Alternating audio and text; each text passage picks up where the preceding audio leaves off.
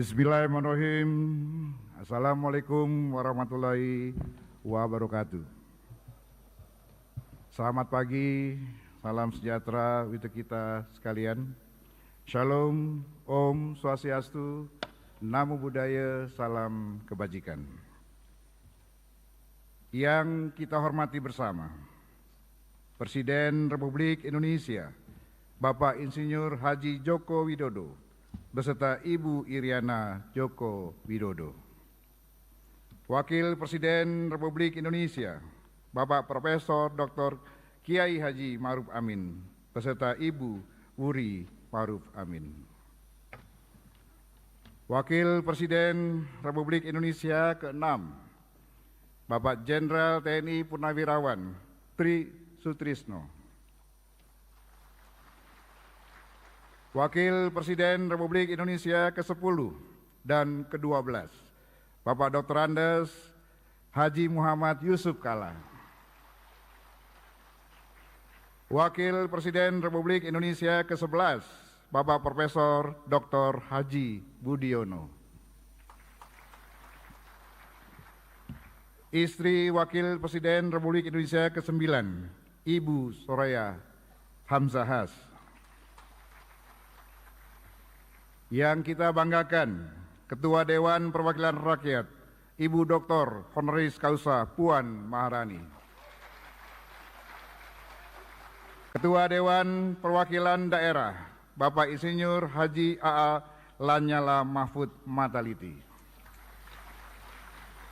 Ketua Badan Pemeriksa Keuangan, Ibu Dr. Insinyur Isma Yatun. Ketua Mahkamah Agung, Bapak Profesor Dr. Haji Muhammad Syarifuddin SH.MH. Ketua Mahkamah Konstitusi, Bapak Dr. Suhartoyo SH.MH.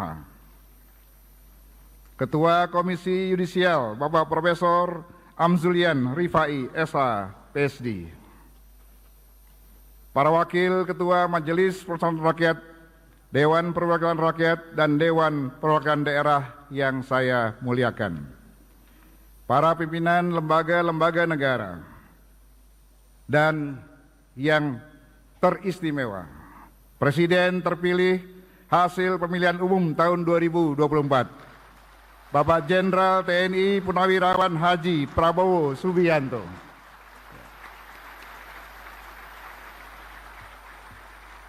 Para Ketua Umum Partai Politik, PLT Ketua Umum Partai Golkar, Dr. Agus Gumiwang Kartasasmita. Boleh tepuk tangan. Pak Bahlil ada enggak? Yang saya hormati dan kita banggakan, Ketua Umum Partai Gerindra, Jenderal TNI Purnawirawan Haji Prabowo Subianto. Ketua Umum Partai Nasdem, Dr. Honoris Causa, Dr. Andes Haji Surya Paloh.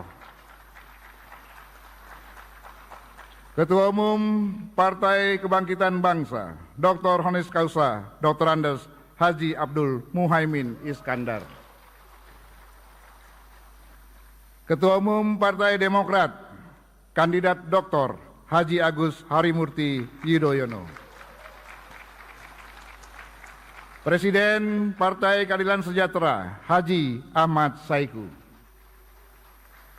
Ketua Umum Partai Amanat Nasional, Dr. Honoris Causa Haji Zulkifli Hasan, SEMM. PLT Ketua Umum Partai Persatuan Pembangunan, Haji Muhammad Mardiono.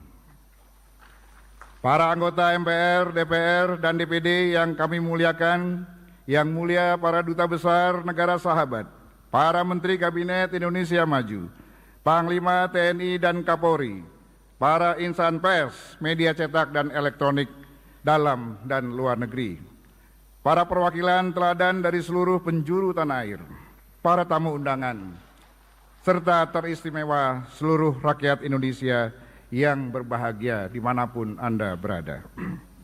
Sidang majelis dan dewan, hadirin sekalian yang kami muliakan.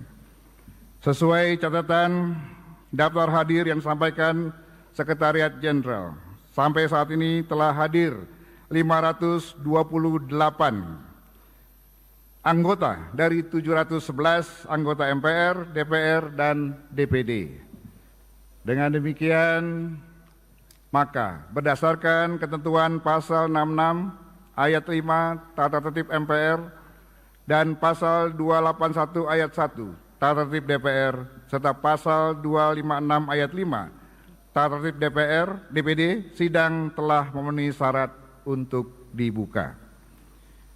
Dengan mengucapkan Bismillahirrahmanirrahim, sidang tahunan MPR tahun 2024 dan sidang bersama DPR dan DPD tahun 2024 dengan agenda laporan kinerja lembaga-lembaga negara yang akan disampaikan oleh Presiden dan pidato kenegaraan Presiden dalam rangka memperingati hari ulang tahun ke-79 kemerdekaan Republik Indonesia kami buka dan dinyatakan terbuka untuk umum.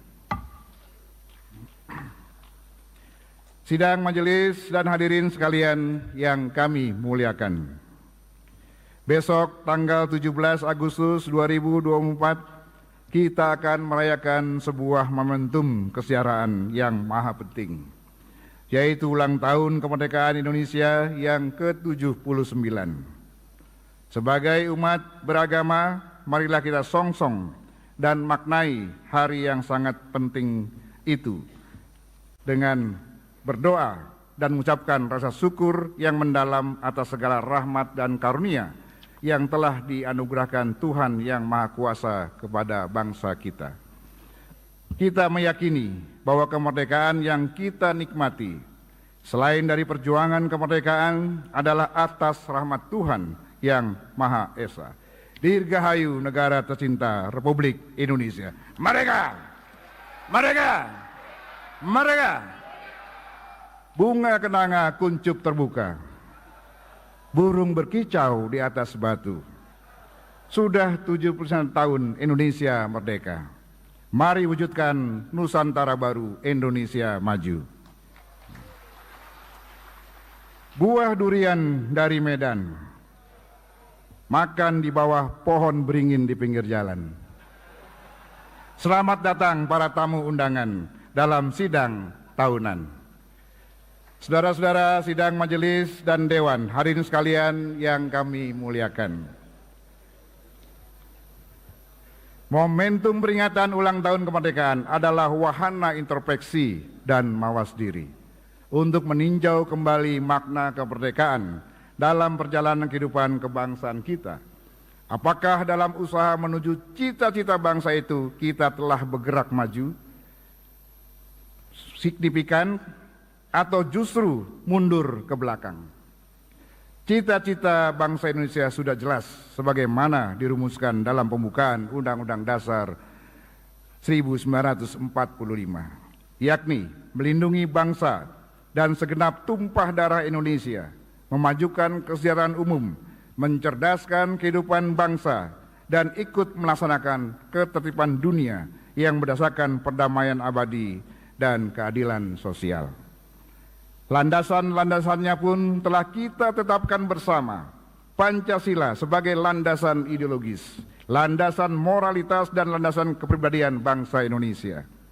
Pancasila seperti puisi yang menari lembut dalam setiap kata dan kalimatnya, merupakan pernyataan cinta yang tulus dan murni dari para pendiri bangsa untuk seluruh rakyat Indonesia.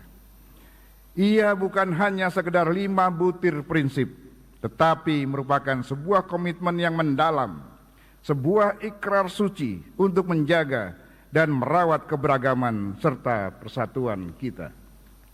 Sebagai landasan hukum dasar, sebagai norma dasar tata kehidupan negara dan masyarakat, kita memiliki Undang-Undang Dasar Negara Republik Indonesia tahun 1945.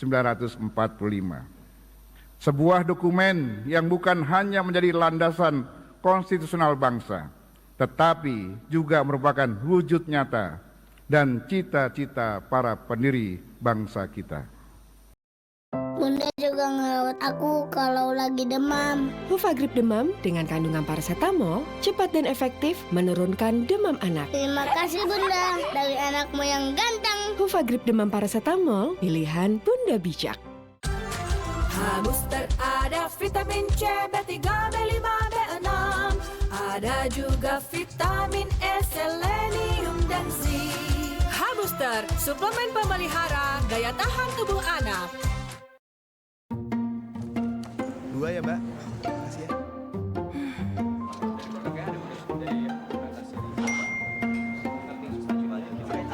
Pas hidup lagi capek-capeknya, butuh banget quality time. Ditemenin, dingertiin, bareng Indomie Kuah. Aroma dan hangatnya bikin makin deket, makin dapat quality time yang gak tergantikan. Indomie Kuah, it's quality time. Setiap pasal dan ayat dari Undang-Undang Dasar Negara Republik Indonesia tahun 1945 kita bisa merasakan getaran hati dan jiwa yang mendalam. Setiap kata adalah ungkapan kasih sayang dan dedikasi yang tulus dari para pendiri bangsa untuk merajut harapan bangsa yang lebih baik. Landasan-landasan ini sangat penting bagi setiap bangsa. Oleh karena landasan-landasan itu merupakan kebulatan pandangan hidup sekaligus cita-cita yang hendak diwujudkan dalam mencapai tujuan bernegara. Sidang majelis dan dewan hadirin sekalian yang kami muliakan. Indonesia telah mencanangkan cita-cita besar, melompat menjadi negara berpenghasilan tinggi setara dengan negara-negara maju pada tahun 2045. Cita-cita besar tersebut memerlukan komitmen kita bersama yang sudah dimulai oleh Presiden Joko Widodo dengan menetapkan 2 strategis prioritas menuju Indonesia Emas 2045, yakni melalui hilirisasi industri dan pengembangan sumber daya manusia. Proses pembangunan itu telah menciptakan jembatan yang menghubungkan setiap pulau, desa, dan masyarakat dengan harapan dan kesempatan yang baru. Untuk itu, majelis menyampaikan apresiasi yang setinggi-tingginya kepada pemerintah di bawah kepemimpinan Bapak Insinyur Joko Widodo dan Bapak Profesor Dr. Kiai Haji Ma'ruf Amin yang terus mendorong Indonesia bergerak maju dan membuktikan sebagai negara yang besar. Sejalan dengan visi Trisakti Bung Karno, bahwa sebagai bangsa yang besar, kita harus mampu berdaulat di bidang politik, berdikari di bidang ekonomi, dan berkepribadian di dalam kebudayaan. Secara estafet, visi tersebut harus tetap diperjuangkan oleh pemerintahan selanjutnya. Kepada Presiden dan Wakil Presiden terpilih periode 2024-2029, Bapak Jenderal TNI Purnawirawan Haji Prabowo Subianto dan Bapak Gibran Rakabuming Raka BSC, selain ucapan selamat atas mandat yang diberikan oleh rakyat Indonesia, kami juga mengharapkan kesinambungan pembangunan nasional. Momentum tersebut perlu kita jaga dan pelihara bersama. Tugas ini tentu tidaklah ringan, karena tantangan akan terus datang, baik dari dalam maupun dari luar. Dari Kertanegara ke Istana, melalui perjuangan yang tiada tara, semoga visi misi Prabowo Gibran terlaksana untuk Indonesia Emas 2045.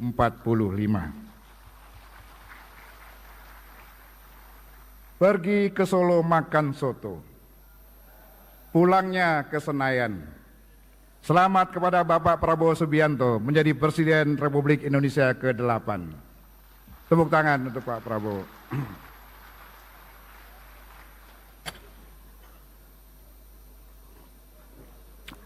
Sidang majelis dan dewan hadirin sekalian yang kami muliakan, memasuki usia kemerdekaan Indonesia yang ke-79, tentunya tantangan ke depan semakin banyak dan perlu kita sikapi bersama. Untuk itu, keadilan sosial sebagai nilai fundamental Pancasila harus melandasi semua kebijakan dan perilaku, sekali lagi, perilaku penyelenggara negara, baik dalam bidang politik, ekonomi, hukum maupun keamanan dan sosial budaya. Masih banyak pekerjaan rumah kita ke depan pemerataan dan keadilan yang belum sepenuhnya dapat kita rasakan atau dirasakan oleh seluruh elemen masyarakat dari Sabang hingga Merauke. Sayup-sayup masih kita mendengarkan aspirasi rakyat yang menyuarakan kerinduan akan kedamaian, keadilan, dan kesejahteraan. Mereka mendambakan sebuah negara yang tidak hanya berkembang dari segi ekonomi, tetapi juga dalam aspek moralitas dan integritas. Rakyat kita mengharapkan agar pemerintah dapat menghadirkan kebijakan yang memperhatikan kesejahteraan seluruh lapisan masyarakat, termasuk mereka yang berada di garis depan perjuangan melawan kemiskinan dan ketidakadilan.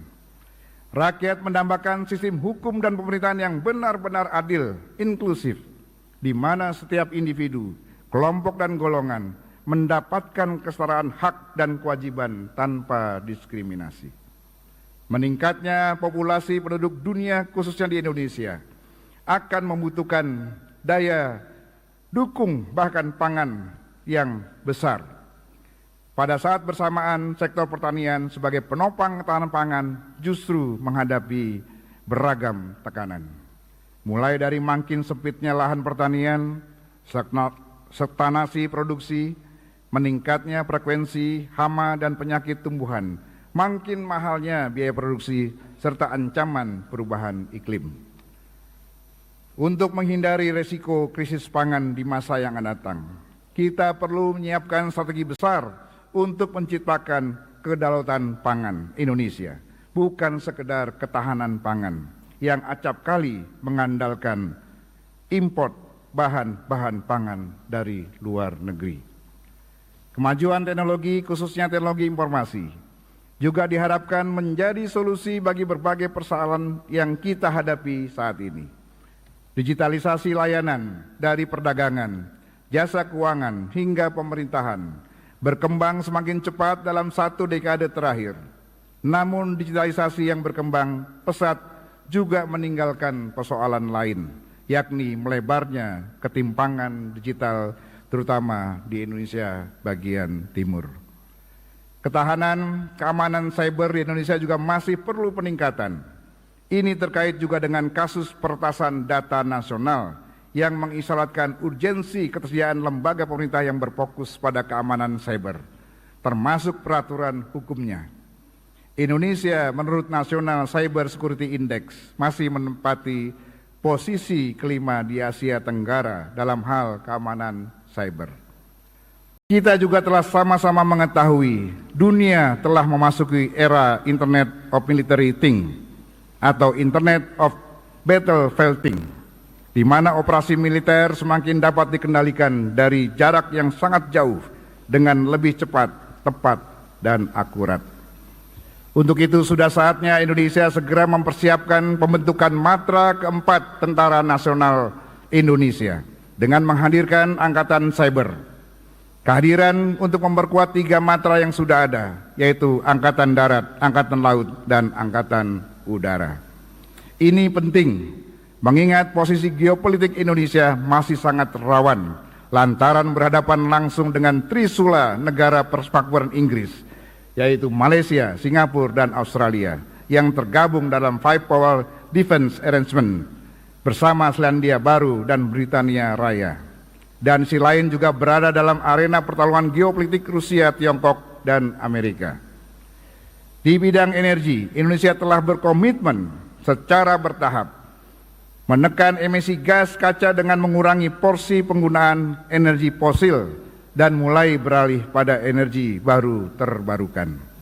Transisi energi ini merupakan pekerjaan besar yang membutuhkan investasi sangat besar dan tidak akan tuntas hanya dalam 3 sampai 5 tahun.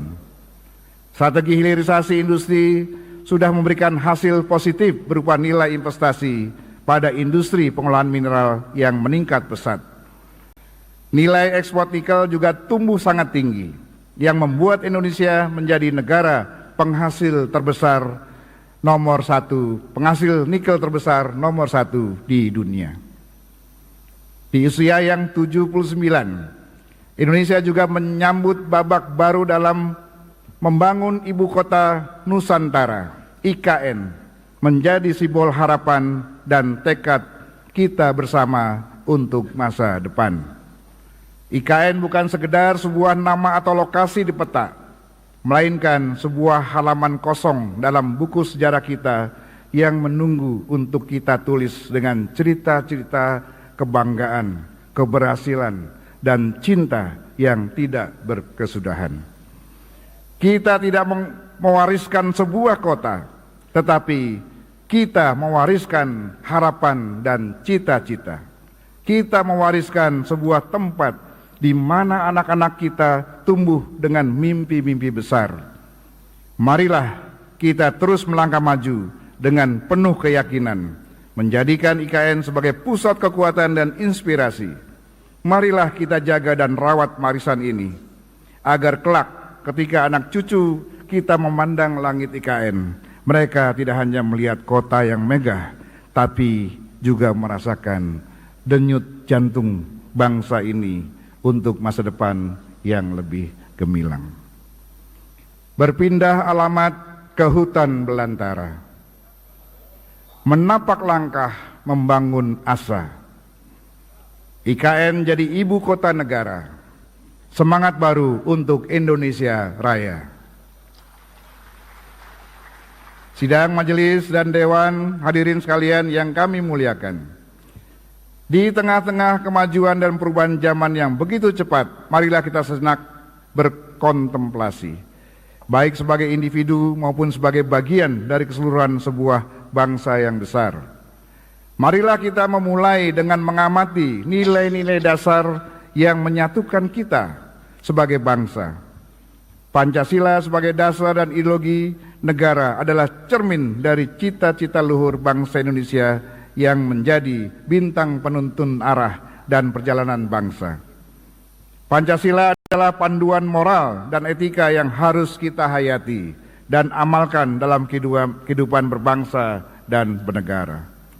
Dalam setiap denyut jantung bangsa ini, begitu indahnya bila Pancasila tidak sekedar menjadi dokumen sejarah, tetapi sebagai sebuah jiwa yang wajib kita praktikkan dalam kehidupan kemasyarakatan, kebangsaan, dan kenegaraan kita. Setiap sila adalah cermin dari keindahan dan kemuliaan hati dan perbuatan kita. Ketuhanan yang Maha Esa mengajarkan kita untuk mencintai dan menghormati prinsip ketuhanan yang bersifat universal dengan mengamalkan keluhuran ajaran agama dan kepercayaan masing-masing. Kemanusiaan yang adil dan beradab menumbuhkan rasa cinta kasih kita kepada sesama, rasa empati dan menghargai perbedaan sebagai hiasan yang memperkaya kebersamaan. Persatuan Indonesia bagaikan sebuah simfoni indah yang menyatukan melodi-melodi berbeda dari Nusantara kita. Dalam keberagaman kita menemukan kekuatan dalam persatuan. Kita menemukan cinta yang tiada tara. Mari kita jaga persatuan ini dengan sepenuh hati. Kemudian kerakyatan yang dipimpin oleh hikmat kebijaksanaan dalam permusyawaratan perwakilan mengajarkan kita bahwa setiap kebijakan terdapat kebajikan. Mari kita tanamkan dalam hati dan laksanakan dalam perbuatan bahwa demokrasi kita adalah demokrasi yang dipimpin oleh rasa dan sikap hikmat dalam kebijaksanaan, agar setiap langkah kebijakan negara kita senantiasa membawa manfaat bagi seluruh rakyat Indonesia. Dan yang berikutnya adalah keadilan sosial bagi seluruh rakyat Indonesia. Adalah peneguhan kepada keadilan dan kesejahteraan untuk seluruh rakyat Indonesia. Seperti arus sungai yang membawa kehidupan bagi setiap lembah yang dilaluinya. Mari kita pastikan setiap individu, kelompok, dan golongan mendapatkan hak dan kesempatan yang sama tanpa memandang latar belakang.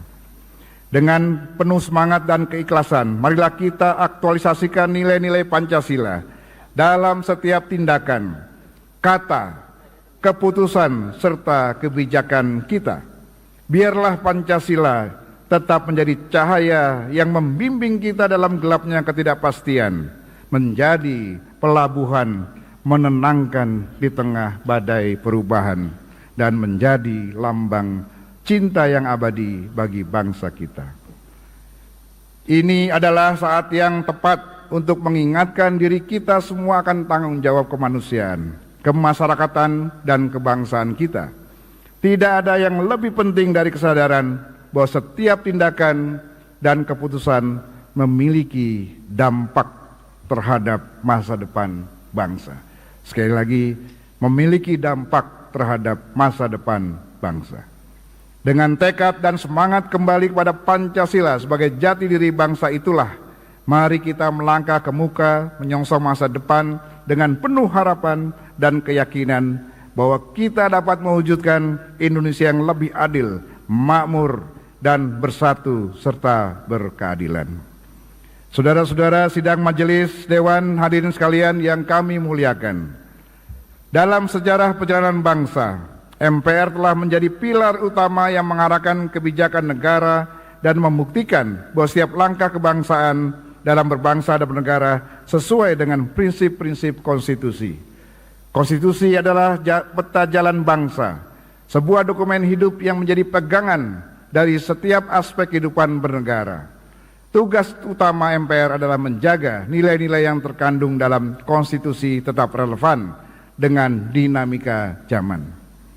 Sebagai rumah kebangsaan, pengamal ideologi Pancasila dan kedaulatan rakyat, MPR menjadi representasi kebangsaan yang menjalankan mandat konstitusional guna menjembatani berbagai arus perubahan, pemikiran, aspirasi masyarakat dan daerah.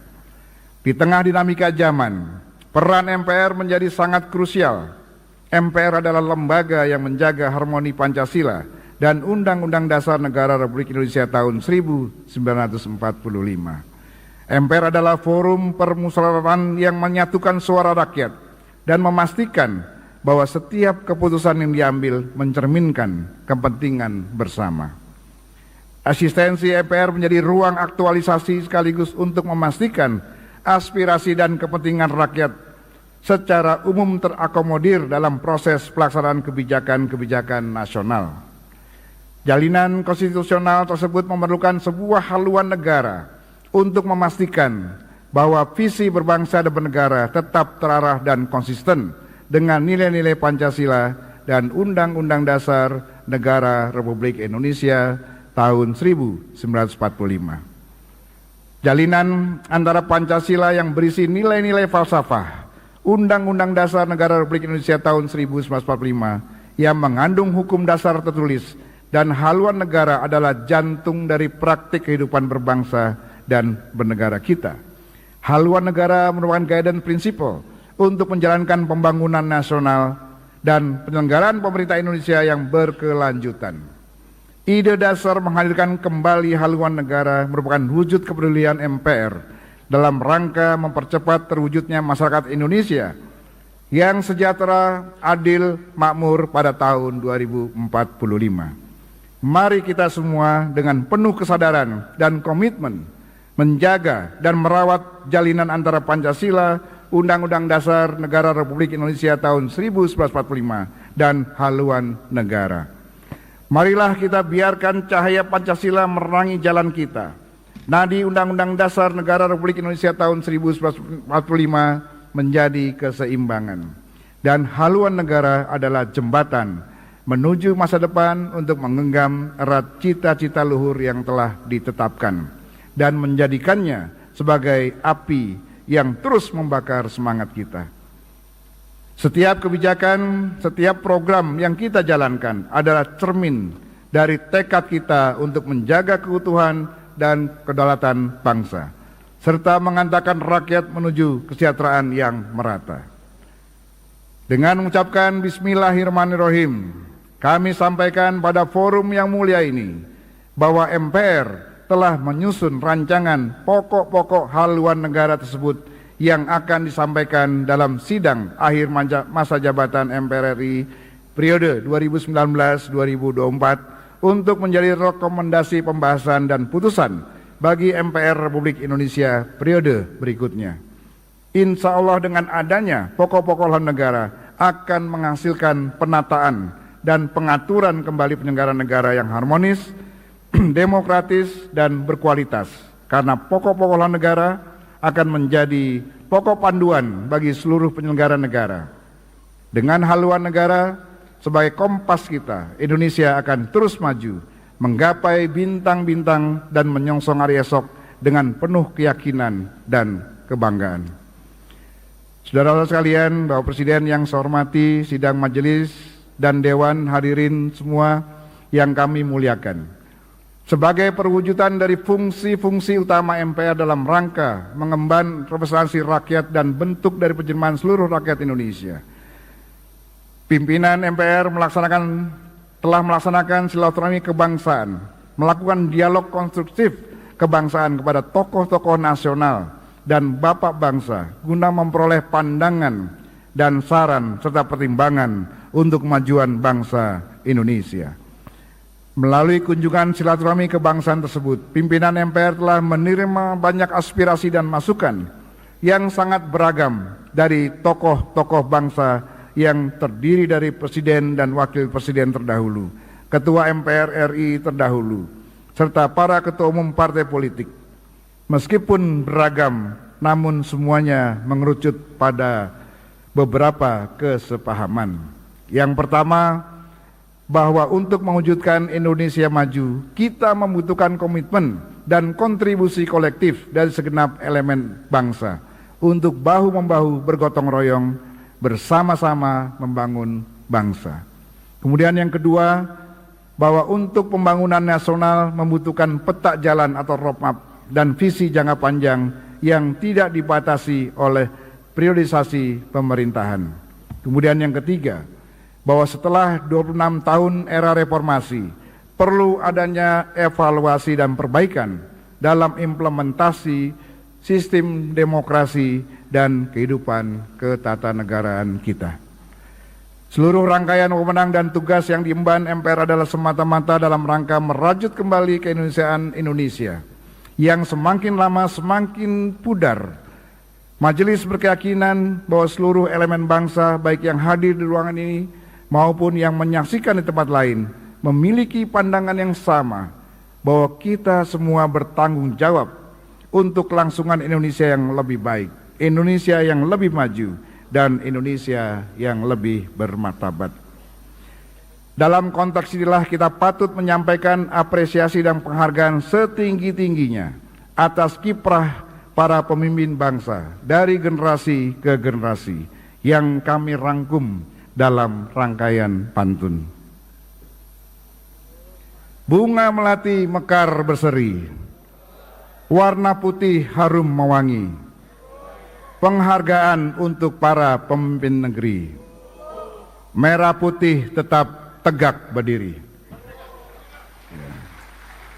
Soekarno proklamator yang cerdas berani, Soeharto pembangunan dimulai, Habibie teknologi dibangun tinggi, Gus Dur pluralisme lestari, Megawati konstitusi tegak berdiri, SBY demokrasi yang murni, Jokowi infrastruktur terintegrasi, dan Prabowo legasi kebangsaan terpatri.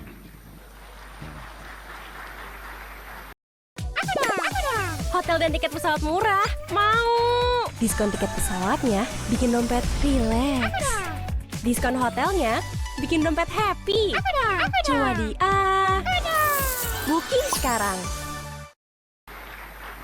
Sidang majelis dan dewan, hadirin sekalian yang kami muliakan. Sebelum kita mendengarkan laporan kerja lembaga-lembaga negara yang akan disampaikan oleh Presiden sekaligus pidato kenegaraan Presiden dalam rangka memperingati hari ulang tahun ke-79 Republik Indonesia, perlu kami sampaikan bahwa sesuai dengan kesepakatan setelah tahun lalu sidang bersama DPR dan DPD dipimpin oleh Ketua DPD, maka pada sidang bersama DPR dan DPD tahun ini akan dipimpin oleh Ketua DPR. Selanjutnya, terakhir, sebagai ungkapan terima kasih dan harapan kami, izinkan kami menyampaikan beberapa hal untuk Bapak Jokowi dan Bapak Prabowo Subianto dan Mas Gibran dalam rangkaian pantun. Dari Solo ke Istana Negara lewat tol Cipali, jangan lupa membawa serabi. Terima kasih untuk Pak Jokowi. Langkahmu akan dilanjutkan Pak Prabowo dalam membangun negeri. Ini untuk Pak Prabowo. Terbang tinggi burung merpati, hinggap lama di pohon mahoni. Kami titip NKRI agar rakyat hidup nyaman dalam harmoni. Kupu-kupu terbang kumbang bersama kumbang, hinggap di dahan pohon beringin yang rindang. Para calon menteri tak perlu bimbang, berbaik-baiklah ke presiden sekarang dan yang akan datang. Burung merpati terbang di atas sawah, purnama datang dari negeri sebelah. Koalisi calon kepala daerah masih bisa berubah. Kotak kosong jangan sampai membuat kita terbelah. Demikianlah pidato pengantar sidang tahunan MPR Republik Indonesia tahun 2024. Semoga Allah Subhanahu wa Ta'ala, Tuhan yang Maha Kuasa, senantiasa melimpahkan rahmat dan hidayahnya kepada kita semua. Fa inna ma'al usri yusra.